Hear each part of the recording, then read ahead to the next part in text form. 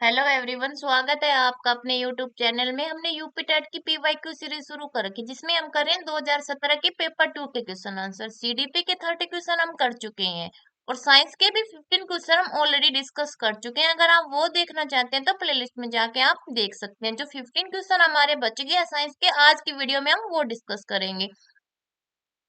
Channel पर पहली बार आए तो चैनल को सब्सक्राइब कीजिए, वीडियो को लाइक कीजिए और ज्यादा से ज्यादा शेयर कीजिए। स्टार्ट करते हैं आज का वीडियो क्वेश्चन नंबर 1 से। तो पहला क्वेश्चन 135 तक तो हमारे हो गए हैं। प्राकृतिक रबर का एक लगा यहाँ तक हो चुके हैं। इससे आगे वाले क्वेश्चन आज हम करेंगे।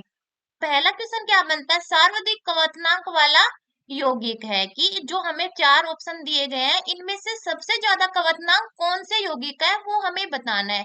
तो ये आएगा हमारा एन पेंटेन का, यानी जो एन पेंटेन हमारा यौगिक है उसका कवचनांक सबसे ज्यादा है जो दिए गए आइसोपेंटेन, नियोपेंटेन और आइसोब्यूटेन है। इनमें सबसे ज्यादा जो कवचनांक रहेगा हमारा वो एन पेंटेन का रहेगा। तो 136 का फर्स्ट नंबर ऑप्शन हमारा राइट हो जाएगा। कवचनांक क्या होगा, जिस पर कोई यौगिक है वो गर्म होता है, उबलना शुरू स्टार्ट हो जाता है। कवचनांक सबसे गर्म पॉइंट, जैसे हमारा पानी लेते हैं तो पानी का जो कवचनांक है 100 डिग्री सेल्सियस, कि 100 डिग्री पर पानी उबलना स्टार्ट होता है, उससे उसका कवचनांक क्या हो गया, 100 डिग्री सेल्सियस हो गया। तो वैसे ही एन पेंटेन का कवचनांक जो दिए गए यौगिक है उनमें सबसे अधिक रहेगा।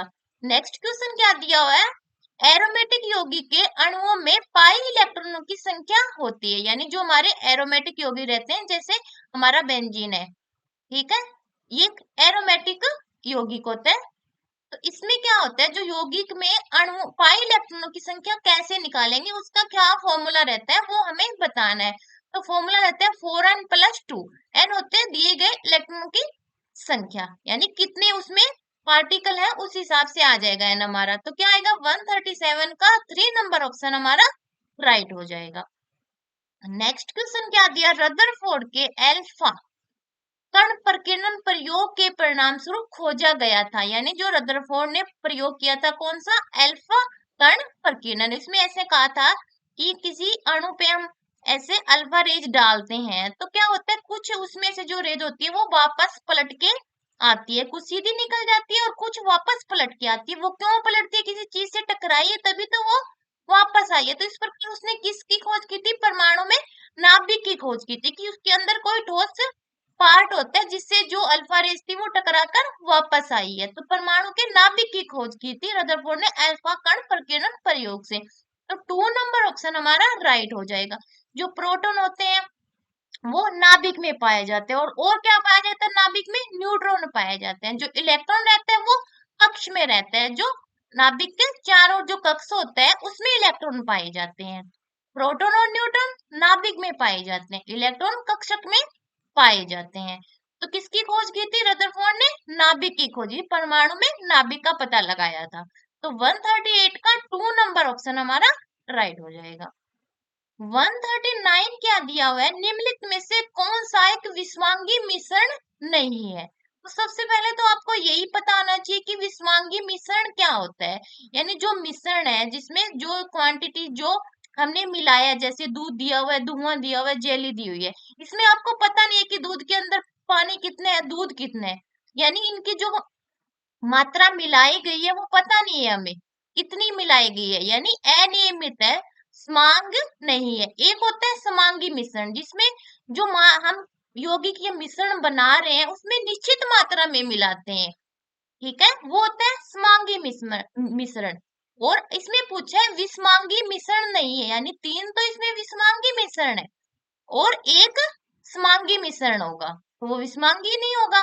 तो दूध दिया हुआ है तो दूध में आपको पता नहीं कितना पानी और कितना दूध है, तो ये विषमांगी मिश्रण है। धुएं में भी नहीं पता आपको, जेली में भी नहीं पता।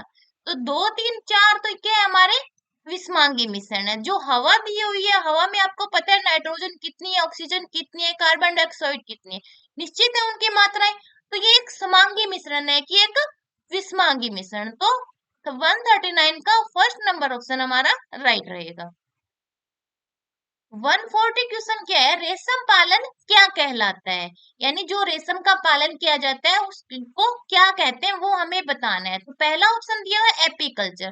तो एपीकल्चर किसे कहते हैं, मधुमक्खी पालन को एपीकल्चर कहते हैं। पिसिकल्चर किसे कहते हैं? पिसिकल्चर कहते हैं मछली पालन को। 3 नंबर पे है सेरीकल्चर। सेरीकल्चर होता है हमारा रेशम पालन, यानी रेशम का जो पालन किया जाता है उसको क्या कहते हैं? सेरीकल्चर कहते हैं। एग्रीकल्चर आपको पता है खेती को कहते हैं।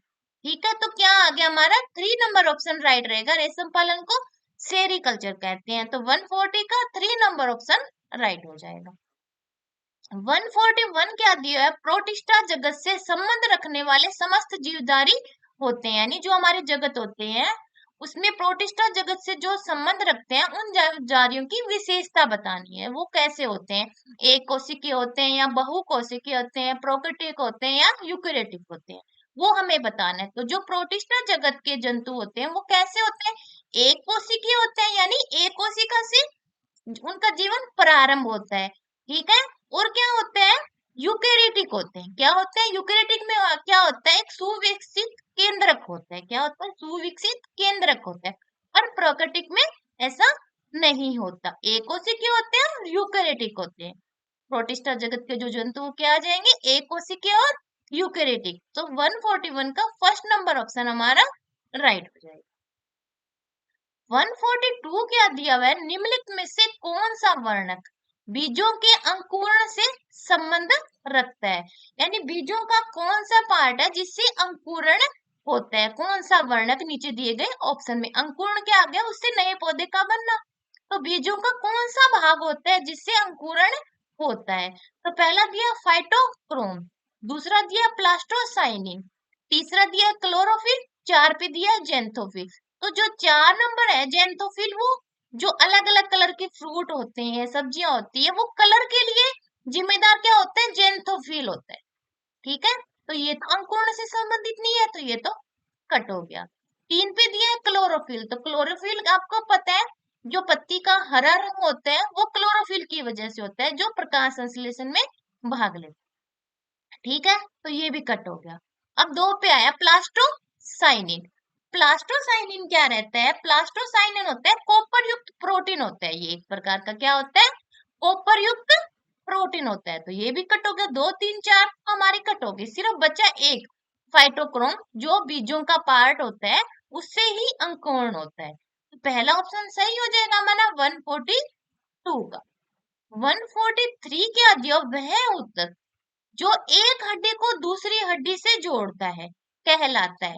यानी जो हमारे बॉडी में हड्डियां हैं, उन हड्डियों को एक दूसरे से कौन जोड़ता है वो हमें बताना है। तो वो क्या होता है? हमारा लिगमेंट होता है, स्नायु होता है, जो एक हड्डी को दूसरी हड्डी से जोड़ता है, लिगमेंट कहलाता है, स्नायु। तो 143 का 4 नंबर ऑप्शन हमारा राइट हो जाएगा। 144 क्या दिया है? बीजों का जरायुज विविपेरस अंकुरण होता है। जरायुज अंकुरण कैसा होगा कि जो मातृ कोशिका है उसी से नया पौधा या वो बन जाना। और इसमें कैसा होता है? जो मिट्टी होती है वो कैसी होनी चाहिए? लवणों मरोदभिद, यानी जो लवण युक्त मृदा होती है उसमें इस प्रकार का अंकुरण ज्यादा पाया जाता है। तो इस क्या आम में जरायुज अंकुरण होता है या राइजोफेरा में, आलू में, गन्ने में? तो आपको पता है आलू का तना और गन्ने का तना ही हम काट के लगाते हैं तो नया पौधा बन जाता है, आम का बीज लगाया जाता है। पर जो राइजोवोर है उसमें क्या होता है? जरायुज अंकुरण होता है, उस मात्र कोशिका से ही अन्य कोशिकाएं बन जाती है। जैसे टमाटर के बीज से उसके अंदर नया अंकुरण होता रहे। तो इसमें आएगा 2 नंबर ऑप्शन राइजोफोरा सही हो जाएगा, जिसमें जरायुज अंकुरण होता है। तो 144 का 2 नंबर ऑप्शन हमारा राइट रहेगा।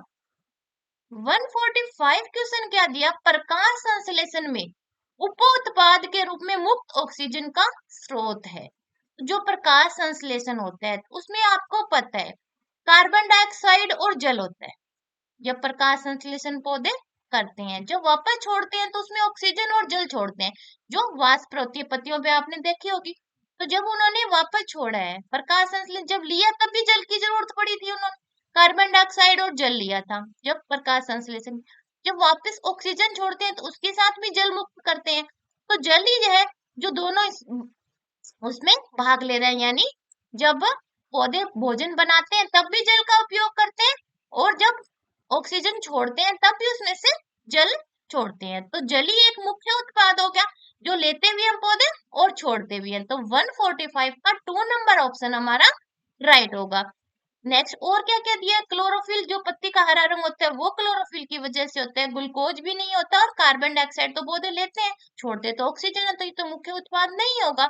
तो सिर्फ जल ही एक ऐसा है जो लेते भी है और छोड़ते भी है। तो 145 का 2 नंबर ऑप्शन हमारा राइट रहेगा। 146 क्या दिया, रक्त का वह घटक जो संपूर्ण रक्त वाहिनियों में इसके थक्का बनने को रोकता है, यानी जो हमारी वाहिनियों में रक्त प्रवाह हो रहा है वो वहां क्यों नहीं जमता है, वो हमें बताना है, कौन रोकता है उसको, तो उसको रोकता है हेपेरिन। कौन रोकता है, हेपेरिन रोकता है, जो वाहिनियों में रक्त प्रवाह हो रहा है वो उसको जमने नहीं देता है। जैसे ही रक्त बाहर निकलता है थोड़ी देर बाद में जम जाता है, ठीक है, पर वो अंदर क्यों नहीं जमता, किसकी वजह से, हेपेरिन की वजह से। हीमोग्लोबिन क्या आता है, जिससे रक्त का रंग रेड होता है, वो हमारा हीमोग्लोबिन होता है। थ्रोम्बिन, जिससे रक्त का थक्का बनता है, क्या होता है, थ्रोम्बिन वो होता है। एंटीबॉडी क्या होते हैं, एंटीजन के जो अपोजिट में बनेगी एंटीबॉडी, जो हमारी रोग प्रतिरोधक क्षमता को बढ़ाती है, एंटीबॉडी वो हो जाएगी। तो 146 का 2 नंबर ऑप्शन क्या होगा, जो रक्त का थक्का नहीं बनने देता वो होता है हेपेरिन। तो 2 नंबर ऑप्शन हमारा राइट रहेगा। 147 क्या दिया हुआ है, लैंगरहैंस की दीपिकाएं किसमें पाई जाती है।